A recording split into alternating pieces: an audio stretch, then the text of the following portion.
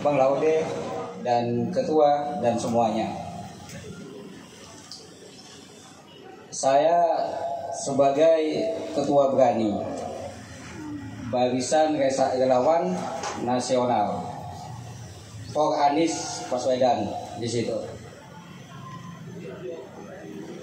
Sebenarnya kaku nih, tapi kalau di dunia maya paling keras, paling banter adalah saya, Murka namanya.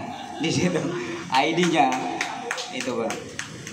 Insya Allah ketika ada seseorang yang menyerang tentang masalah prestasi daripada Pak Anies, maka kami akan mengkonter dengan prestasi yang ada. Dan ketika berdebat, maka tidak ada satupun dari Sabang sampai Merauke di dunia maya yang bisa menandingi kita di situ, Pak. Insya Allah. Bang Bestari tahu di situ. Selamat bagi Rabugas atas launchingnya. Semoga bisa memberikan semangat bagi kita semua. Dan mudah-mudahan Rabugas akan menjadi penyemangat bagi semua organisasi yang ada di Indonesia, terutama pendukung Bapak Anies Nasib Baswedan. Demikian sambutan dari kami. Assalamualaikum warahmatullahi wabarakatuh. Lihat menatap masa depan Indonesia. Saya akan panggil Bang Aryo 1 menit untuk Bang Aryo 1 menit. Ya. Setelah itu, ya. Bisa memperhatikan ekonomi abang begitu? Iya. Ekonomi misalkan keluarga begitu, keuangannya bagaimana, Bang? Setiap dampak kenaikan BBM itu bagaimana, Bang? Ya, juga berpengaruh pada ekonomi keluarga, Bang. Baik, itu adalah aspirasi atau suara daripada rakyat kecil. Oke, stop.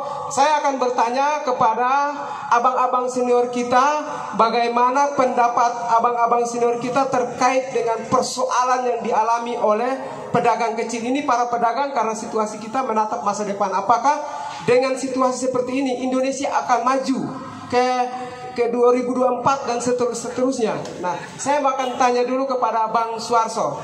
Bang Suarso adalah salah satu Soeharto. Oke, mohon maaf kalau salah nama. Bang Suarto adalah ketua Berani ya, bidang di Berani, motivator juga beliau. Beliau juga adalah mantan ketum Serikat Pekerja 2013-2018. Bang Suarso, mohon izin, Bang Suarto. Boleh saya tanya, Bang? Oh ya, Pak Presiden. Oke, Bang. Silakan, Bang. Bagaimana menurut Abang terkait dengan ekonomi keluarga yang disampaikan oleh Bang Rudi sama Bang Aryo? Terima kasih, Bang Idris. Iya, nama saya Soeharto, panggilan medsosnya Rian Rafli. Masalah ekonomi yang lemah pada saat ini, kalau kami dari Barisan Relawan Indonesia melihatnya ini wajar terjadi karena memang banyak subsidi yang tidak tepat dari pemerintah saat ini. Subsidi apa tuh, Bang? Biar lebih jelas. Subsidi BBM itu yang ditarik dikurangi, termasuk subsidi yang lain.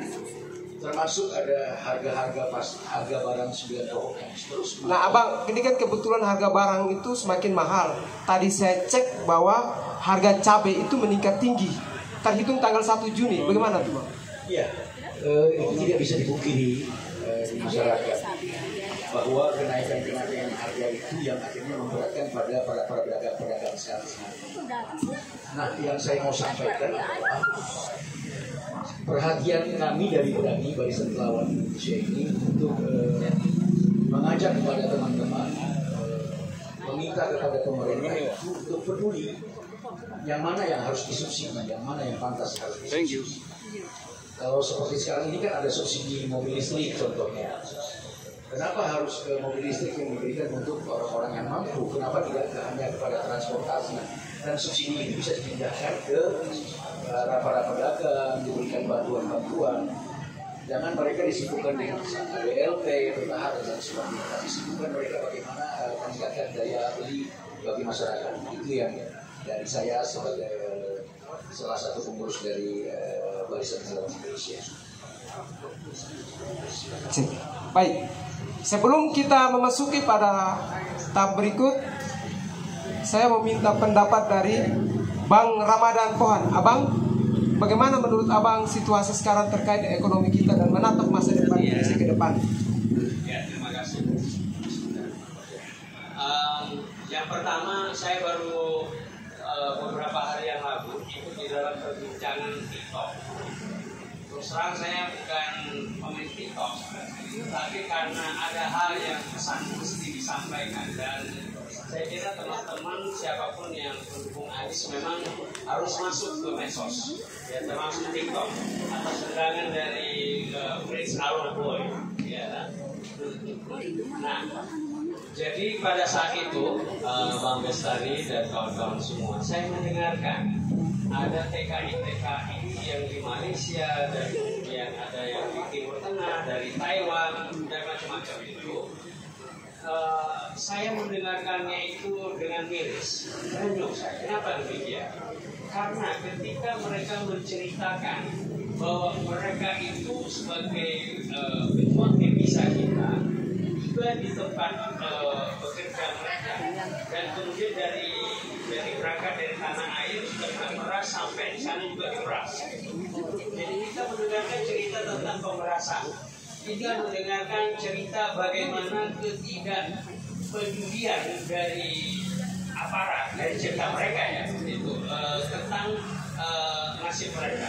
Dan yang paling parah adalah ketika mereka mengatakan bahwa pemerasan ataupun pungli ataupun penelantaran di hadapan mereka, negara tidak hadir untuk melindungi mereka.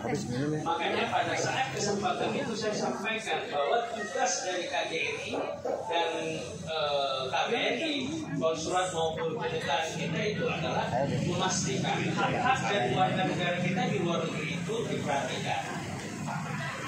Nah, saya kira ini adalah PR ke depan. Siapapun nanti yang menjadi presidennya, ya, untuk lebih memperhatikan soal-soal seperti ini. Soeharto, kemudian sahabat yang paling kita takuti Bang Murka. Kalau beliau Murka ini bahaya. Puting beliung banjir bisa hadir kita. Assalamualaikum warahmatullahi wabarakatuh. Melengkapi apa yang saudara kita tadi sampaikan, kita ingin menatap masa depan. Tapi bagi sahabat saya, Sokaryo, pedagang kembang tahu, dan Rudi, tukang parkir, jangankan mimpi menatap masa depan, menatap hari ini saja sudah dalam posisi susah. Saya perjalanan ke sini kebetulan juga punya teman menghadapi Idul Kurban, mengeluh juga, Bang, ini kurban ketentraman sehingga kita bisa bekerja, berpikir dengan benar. Lalu kemudian ya, kita sebagai bangsa juga ya, bagaimana kemudian ikut terlibat dalam kehidupan, ya, tidak hanya kehidupan kita sebagai pribadi, keluarga, kehidupan sebagai bangsa Indonesia, tapi dalam kehidupan Indonesia, dunia internasional. Itu standarnya. Ya. Masa depan itu bisa kita katakan sebagai tujuan kita bersama adalah bagaimana kita hidup dalam kondisi yang sejahtera. Ya, standarnya minimal ya kesehatan terpenuhi, karena hanya orang sehat lah yang bisa bekerja. Ya, pangan, papan, makanan apa semua terpenuhi sehingga kita bisa dikatakan sejahtera. Ya, hari ini kita bisa bertanya, ya, bagaimana kondisi kita? Kalaulah bangsa ini, ya, di saat dimerdekakan, ya, 93% itu berpendidikan rendah. putus sekolah. Hanya 3% yang berpendidikan. Hari ini terbalik, ya. Hari ini terbalik. Mayoritas kita sudah berpendidikan, ya. Tetapi bagaimana dengan kehidupan kita antar anak bangsa? Sekat-sekat sosial yang muncul hari ini. Nah, ini yang kemudian berupaya untuk kita wujudkan. Mas Anies menyatakan pemilu 5 tahun sekali, tujuannya adalah untuk menengok itu. Ya. Apakah kita sudah di relnya, sudah dijalankan di jalannya, sehingga apa yang dialami oleh saudara-saudara kita, ya, ini mestinya menjadi sebuah keberpihakan. Bangsa ini pernah swasembada pangan, ya, dengan berkat adanya SD Impres, ya, yang SD Impres belakangan cukup viral juga, ya. Tetapi dengan SD Impres betapa banyak, ya, anak bangsa ini yang dari buta huruf bisa dientaskan, sehingga kemudian standar kehidupan bisa sedikit meningkat. Ya, hari ini seperti apa? Ya, kesulitan mereka yang tukang parkir, mereka yang pedagang kecil, negara mestinya hadir di sana. Negara mestinya hadir memikirkan pada bagaimana kurangnya lapangan pekerjaan, pada bagaimana kehidupan masyarakat kita di level bawah. Mengapa Anies Rashid Baswedan begitu sangat peduli terhadap pendidikan? Ya, ada KJP, ya, ada kartu mahasiswa unggul, ya, ada beasiswa untuk korban COVID kemarin. Mengapa Anies Rashid Baswedan sangat peduli terhadap kesehatan? Ada KJS. Mengapa Anies Rashid Baswedan sangat peduli terhadap pajak bumi bangunan terhadap masyarakat yang kurang mampu misalkan, yang nilai bumi bangunannya di bawah harga tertentu, dan itu berdampak 80% masyarakat keluarga berpenduduk berKTP DKI terbebaskan. Anies Rashid Baswedan ingin hadir untuk meringankan beban masyarakat. Kalau pendidikan anak-anak kita ditanggung, karena itu tujuan dari kita merdeka, mestinya kan tidak ada yang putus sekolah. Ya.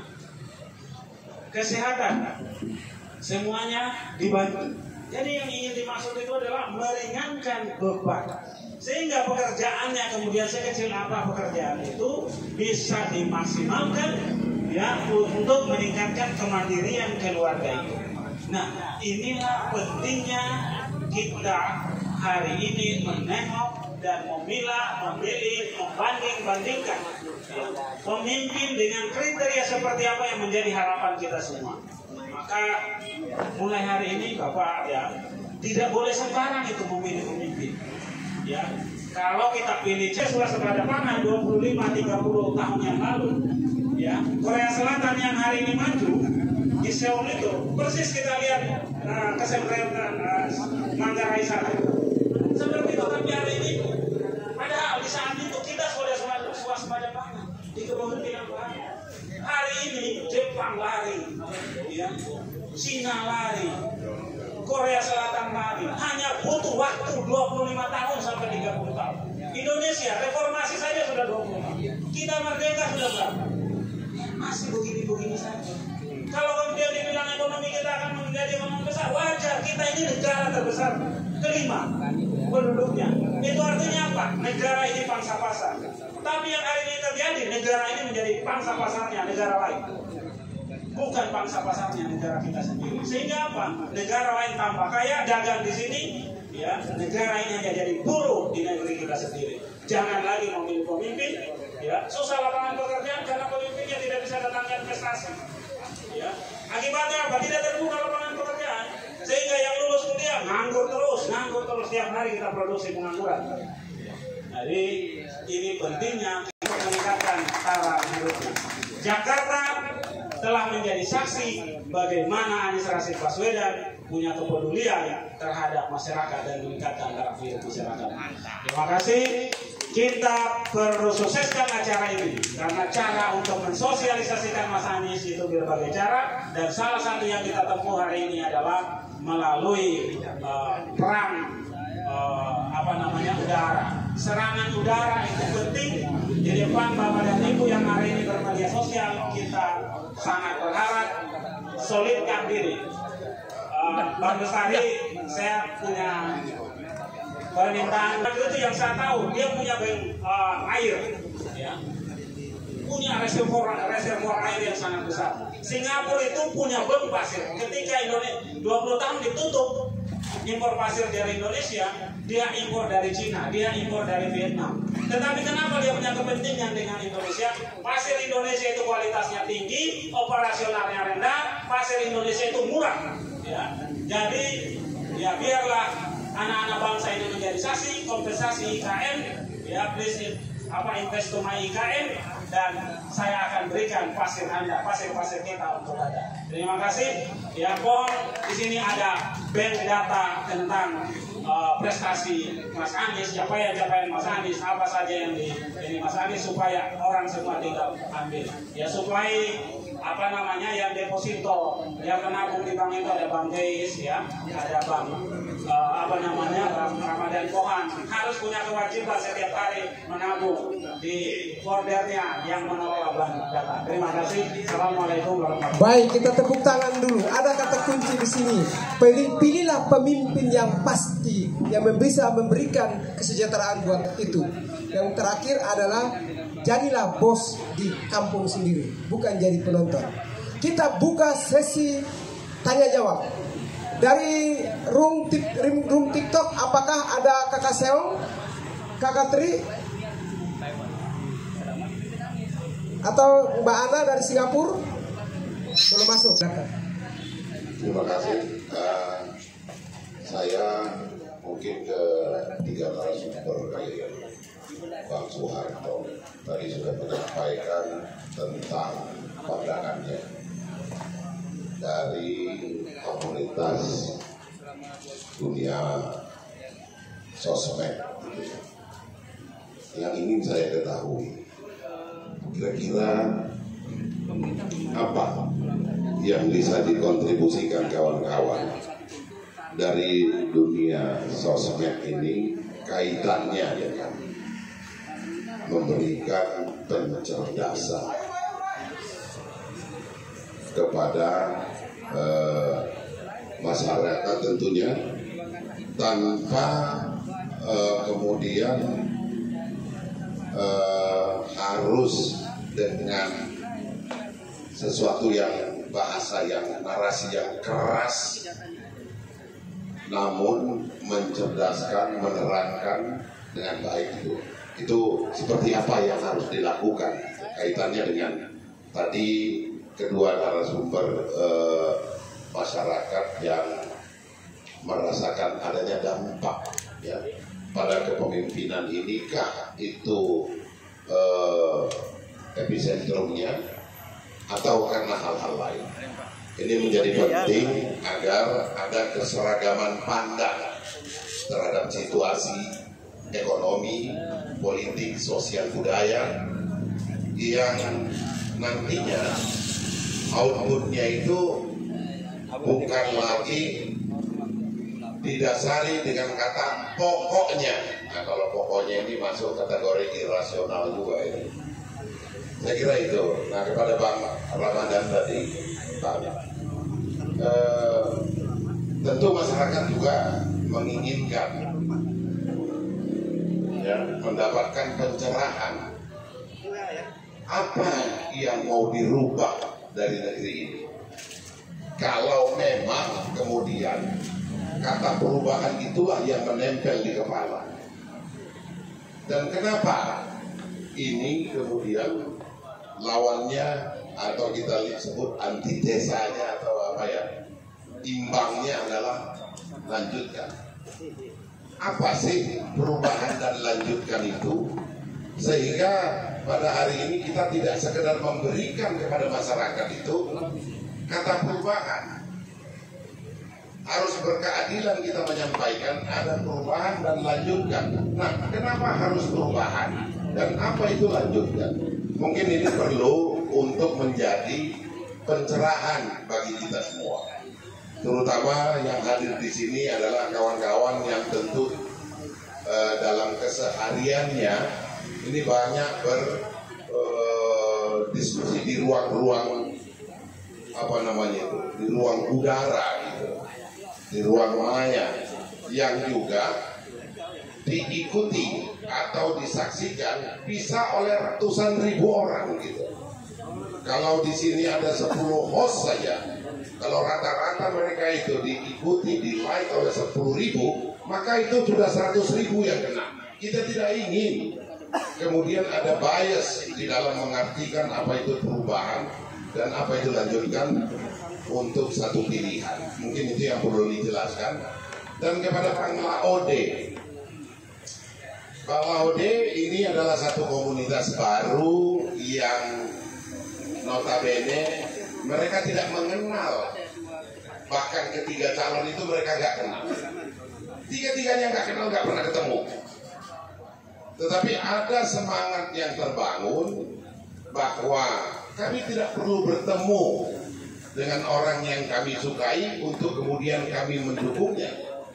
Maka kemudian setelah mungkin melalui pendalaman-pendalaman yang dicari secara otodidak mungkin, akhirnya semakin kesini dimulai sekitar 1 atau 2 tahun yang lalu kali ya kawan-kawannya, ya, itu terjadi komunikasi, interaksi yang kemudian tadi disebutkan adalah database atau pendataan atau segala macam. Insya Allah di sini ada ketua salah satu kumpulan. Jadi ini ada kumpulan di dalam kumpulan, ya, namanya Berani ini, dan mungkin nanti yang lain. Kalau yang lain ini banyaknya mungkin sudah ada di dalam payung Bang Laude. Kita berharap ada komunikasi intens juga. Bang Laude ini kalau kita naik host, ya dengan Bang Laude bikin pertemuan di Senayan. Ini 1 kali kita naik, itu pesertanya 10.000. Jadi bayangkan kalau setiap hari naik pesertanya 10.000 dan ada banyak sekali di sini raja-raja gitu. Ya pemilik room chat itu yang agak kurang-kurang diperhatikan oleh Bang Laude dan Bang Ramadan serta nanti disimpulkan oleh Bang Gis. Ini bisa bias penyampaian.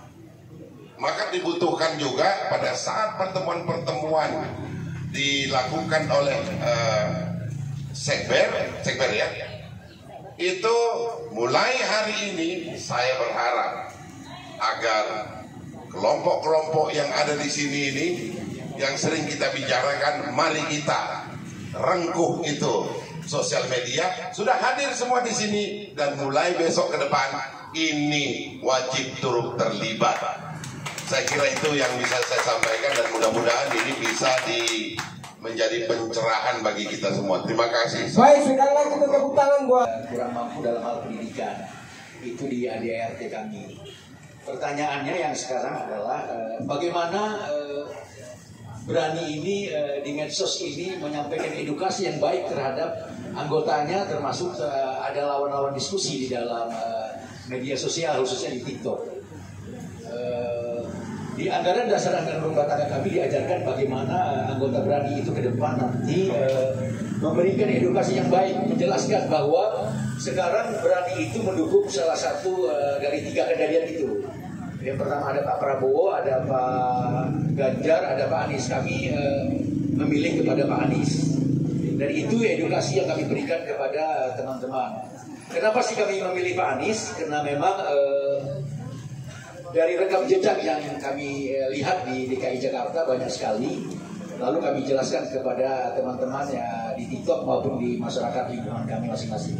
Dan target kami dari Berani ini adalah agar masing-masing satu orang Berani itu bisa bersosialisasi pada keluarga dan lingkungannya itu sebanyak 10 orang.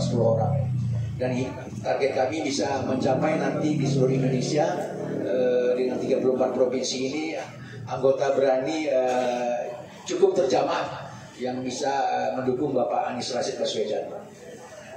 Saya mau ceritakan sedikit bahwa 2 menit ya. Satu lagi pertanyaan terhadap ekonomi. Kami bukan tidak tertarik dengan ekonomi sekarang yang dipimpin oleh Pak Jokowi, tetapi kami ingin ada perubahan. Jadi berani itu, kenapa mendukung Pak Anies, tidak mendukung Pak Ganjar, kenapa tidak mendukung Pak Prabowo? Tapi kami melihat sosok Pak Anies itu dari berani, sehingga rekam jejak yang sudah dilakukan di DKI Jakarta ini membantukan, yang terutama itu adalah tertarik kami dengan Pak Anies itu bantuan BOTI itu, bantuan rumah ibadah yang semua agama sama diberikan, tidak ada beda. Makanya berani Barisan Relawan Indonesia sepenuhnya akan mendukung Pak Anies Baswedan karena anggota berani itu semua agama ada. Nanti bisa dijelaskan oleh Bang Guys ya. Mudah-mudahan apa sih BOTI itu? Itu yang membuat kami tertarik dengan Pak Anies. Itu aja dari kami. Baik, terima kasih. Saya Perubahan, ya. Dengan hal-hal tertentu tentu ada yang harus kita lanjutkan. Tapi heavy-nya, bobotnya, beratnya ini lebih kepada untuk perubahan. Contohnya begini. Pada saat sekarang ini, teman-teman merasakan tidak bahwa menyampaikan pendapat itu di depan umum tidak begitu mudah, ya, dan ada risiko-risiko. Nah, intinya ini kan harus diubah. Nah, kalau misalnya Anies jadi presiden, saya membayangkan dan insya Allah, karena kawan-kawannya Anies saya kenal semuanya, kawan-kawan itu adalah kawan-kawan yang sangat tidak suka dengan pembungkaman, tidak suka dengan anti demokrasi, tidak suka dengan penjoliman, tidak suka dengan pelanggaran HAM, ya kan? Ya, guys, kita tahu track recordnya guys bagaimana. Jadi itu udah mencerminkan tentang Anies Baswedan ataupun banyak teman-temannya itu yang saya kira akan ikut menjaga Anies ketika dia menjadi pemimpin, sehingga nanti ketika ada misalnya Anies sebagai presiden melenceng di dalam kebijakan dan pemerintahannya, kemudian teman-teman mengkritik begitu ya, mengkritik dengan gaya bahasa segala macam, saya bisa pastikan bahwa Anies tidak akan melakukan penangkapan terhadap kalian. Saya memastikan bahwa Anies akan polisi itu kan siapa yang menggerakkan? Ya presiden, Pak. Ya, nah presiden yang akan memastikan tentang ketiadaan penangkapan itu tadi terhadap mereka yang mengatakan melakukan kritik. Saya mencuplik sedikit percakapan kami waktu dulu ya. Anies pernah mengatakan begini, bahwa dia bilang begini, aneh di Indonesia ini. Dia pejabat, tetapi ketika dilakukan kritik, kata dia langsung mencemarkan nama baik dan kemudian melakukan penghinaan. Lah yang namanya pejabat itu harus siap untuk dikritik, harus siap untuk digempur gitu. Dan itu yang terjadi. Nah, saya punya keyakinan di sini bahwa iklim demokrasi kita ini akan lebih baik berada di bawah Anies Baswedan nanti itu adalah karena Anies sendiri itu tidak anti kritik.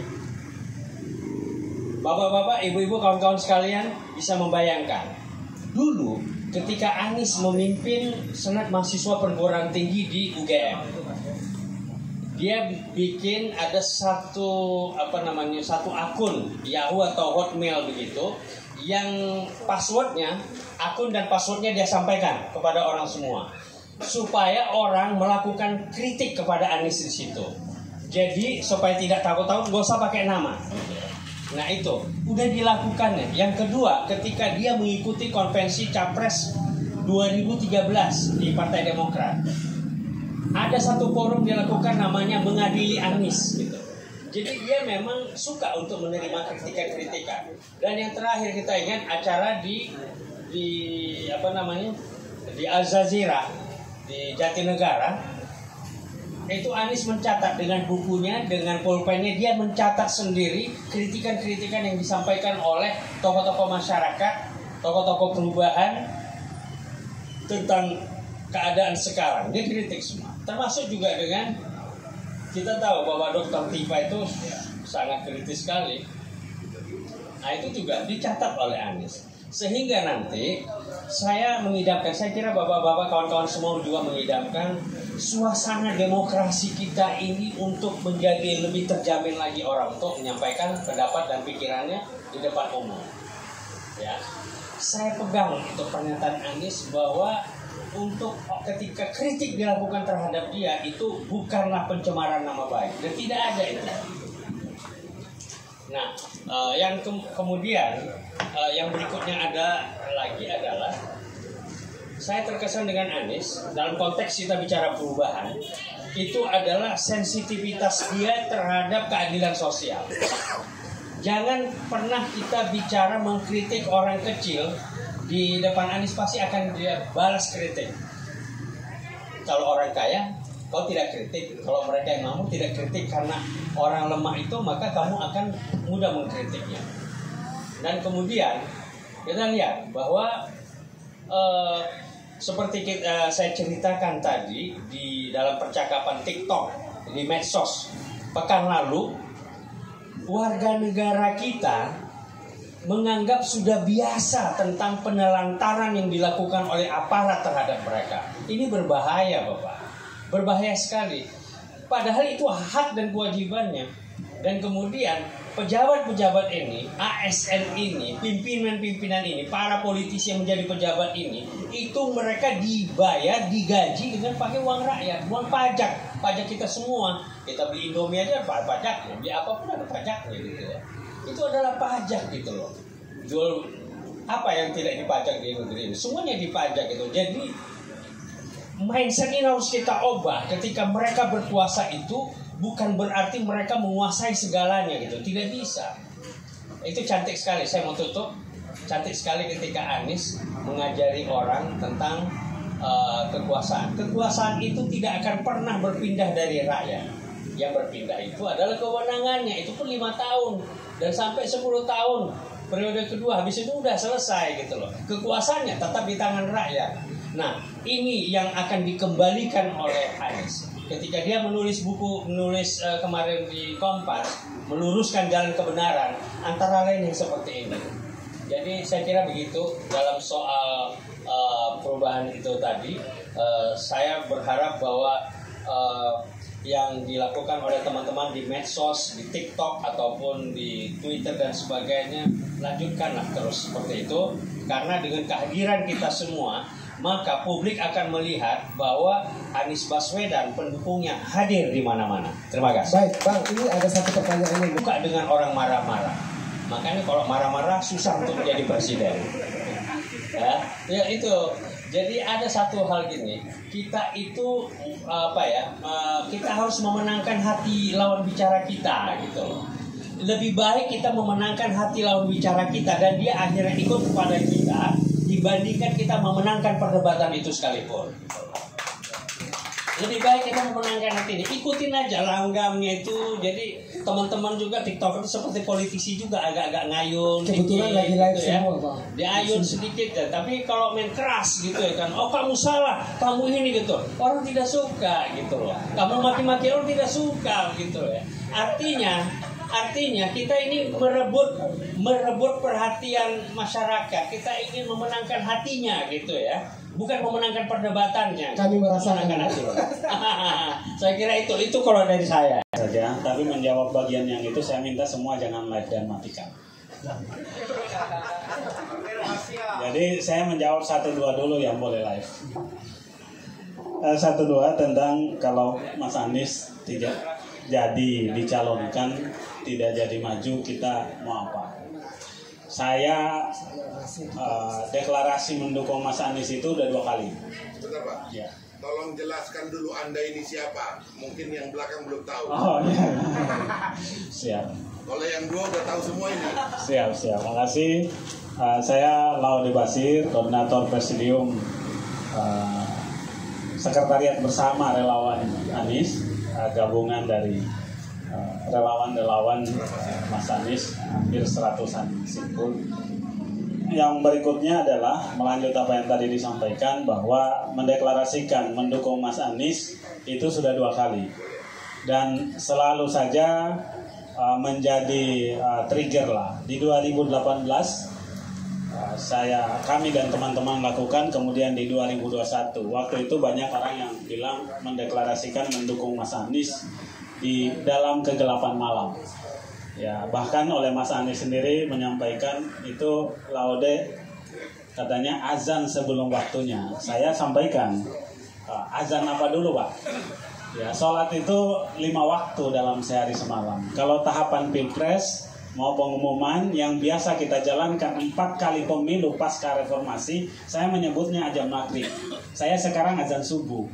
Jadi memang masih cukup lama. Mengapa saya harus azan subuh? Ada kebiasaan yang tidak bagus yang perlu dirubah dari Indonesia.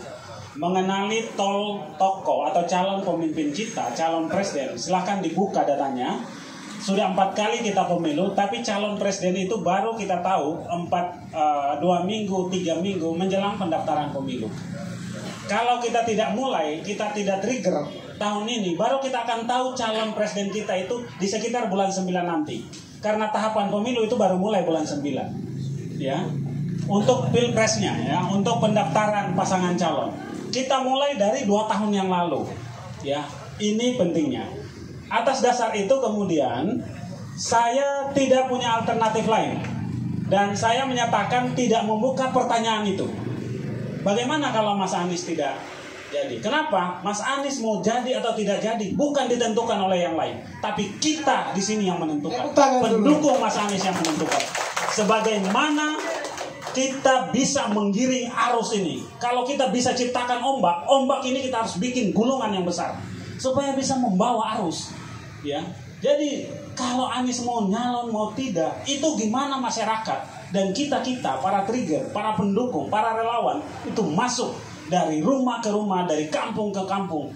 Ya, kalau dalam konteks pemilu memandang Indonesia ini kita sudah tidak pandang lagi dari Sabang sampai Merauke, dari Miangas sampai Pulau Rote. Memandang Indonesia dalam terminologi pemilu harus kita ikuti terminologi garis dan titik. Dalam ilmu matematika, garis itu adalah kumpulan titik-titik yang diletakkan secara berhimpitan membentuk garis. Dalam konteks pemilu, Indonesia itu adalah kumpulan TPS yang totalnya 870 ribu TPS. Jadi segimana Mas Anies bisa dicalonkan? Tanya pada diri kita masing-masing. Hari ini kita sudah hadir di beberapa TPS. Kalau relawan Mas Anies sudah hadir di 800 TPS, insya Allah arus yang akan menahan perubahan ini, keinginan masyarakat untuk mencalonkan Mas Anies akan tergerus oleh arus itu sendiri, akan terbawa. Ya, sebab apa? Ketika ada seseorang merasa perlu mengamankan penerusnya sehingga harus cawe-cawe, pada saat bersamaan secara logika dia tidak yakin dengan pembangunannya yang sekarang hari ini dia lakukan. Mengapa? Manusia ini tujuannya kebaikan. Kita hidup ini untuk berbaikan. Baikan itu hanif, sifat dari yang kita bawa sebagai manusia. Maka kalau yang kita perbuat adalah kebaikan, kita yakini penerus kita pasti melanjutkan. Ketika pada diri kita ya ada keinginan untuk menjamin siapa yang harus melanjutkan apa yang saya lakukan, pada saat bersamaan sebenarnya kita menanamkan pada diri kita, saya tidak yakin dengan apa yang saya lakukan ini baik. Begitu. Kalau ada orang atau pemimpin yang hari ini entah calon presiden, entah gubernur, entah wali kota, bupati yang berpikir mau menentukan calon penerusnya, pada saat bersamaan dia sebenarnya mengakui bahwa dia kualitas pembangunannya tidak baik, sehingga perlu diamankan untuk selanjutnya. Nah, kembali kepada pertanyaan, untuk itu saya tidak punya pertanyaan, tidak punya alternatif bahwa Mas Anies tidak jalan. Kenapa apa? Yang menentukan adalah bagaimana kita membawa. Hari ini kita harus jalan dari rumah ke rumah, kita sosialisasikan. Forum hari ini jangan berhenti di sini. Kalau setiap hari Rabu kita launching, kita diskusi seperti ini, jangan hanya di sini tempatnya. Besok kita pindah ke lurahan mana? Minggu depan di mana? Ini di mana? Kita berpindah-pindah. Kita kemudian cloning acara ini. Besok saya dan Bang Bertari nggak boleh kumpul lagi satu tempat. Bang Geis di mana? Bang Ramadan Pohan di mana? Bang Soeharto di mana? Ya, seluruh Indonesia 870.000 TPS harus kita lakukan hal yang sama. Kalau itu bisa kita lakukan, yakini pasti, ya, insya Allah, ya, karena hasil itu tidak pernah akan mengkhianati usaha. Tuhan menginginkan orang yang sungguh-sungguh dalam berusaha. Yang berikutnya terkait dengan perubahan dan keberlanjutan. Ya, apa yang saya sudah singgung tadi. Perubahan itu yang abadi dalam hidup ini adalah perubahan. Saya tumbuh menjadi dari kecil dewasa sampai seperti ini juga perubahan. Ya, kulitku dari hitam banget ke hitam agak ke hitam-hitaman, ini juga perubahan kan gitu ya. Ya. Yang jadi putih ke putih-putihan terlalu banyak perawatan itu juga perubahan kan gitu ya. Ya. Jadi perubahan itu abadi. Mas Anies selalu menyatakan, ya, apa saja yang harus kita, kan kita bertanya, paling tidak ada 4 pertanyaan, mana yang harus diteruskan. Anies Rashid Baswedan buktikan di Jakarta, KJP Jokowi Ahok ini bagus, keberpihakan pada masyarakat. Anies Rashid Baswedan datang, sempurnakan, ya, menjadi KJP plus. KJS Jokowi Ahok sempurnakan, ya. Pulau reklamasi yang dulu sangat privasi, ya, tidak boleh orang sesama. Anies Rashid Baswedan datang. Kan kalau Anies Rashid Baswedan mau tidak mementingkan dengan kesepakatan gubernur sebelumnya, tinggal bilang, "Goy, keruk lagi tuh pasirnya, kembalikan di mana kau ambil." Kan tidak. Ditata dengan baik. IMB yang melanggar, rapihkan, benari. 1/3 untuk lahan terbuka, 1/3 boleh kamu untuk hunian, 1/3 lagi untuk fasilitas umum sehingga Bang Bestari bisa main golf di sana. Dan gitu. Itu pulau reklamasi itu Sedayu kan gitu ya.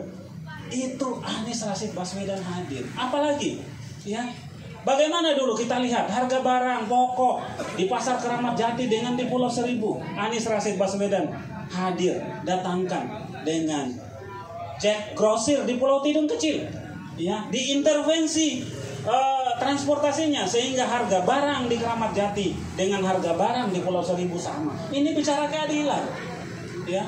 Indonesia oleh Pak Jokowi punya visi Indonesia sentris, pembangunan tidak hanya di Pulau Jawa, tapi mari kita buka angka-angkanya. Duit itu, APBN itu beredar paling banyak di Pulau Jawa. Saya dan Bang Fris ini sebagai orang Indonesia Timur ya dapat sisa-sisanya. Jadi kalau kita bilang visinya begini, ya realitasnya kita omongkan loh. Kita laksanakan apa yang kita omongkan. Mas Anies katanya hanya bisa menata kata. Ya memang pemimpin ini harus bisa berkata-kata. Ya, itu tujuan pemimpin. Kita tidak sedang memilih untuk tukang sapu. Ya, bukan memilih untuk tukang palu, tukang pasang bangunan. Ini mereka kerja, ya, sapu, nggak perlu banyak berkata-kata seperti ini. Pemimpin harus banyak berkata-kata. Bagaimana saya bisa perintah anak buah kalau saya tidak bisa berkata-kata?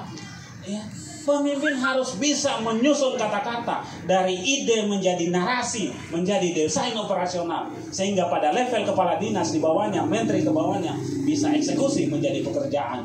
Itu pemimpin. Apalagi yang banyak dirubah, yang harus dirubah banyak. Pertanyaan pertama tadi, apa yang harus kita rubah? Ya, pertanyaan kedua, apa yang harus kita lanjutkan? Pertanyaan ketiga, mana yang harus diteruskan?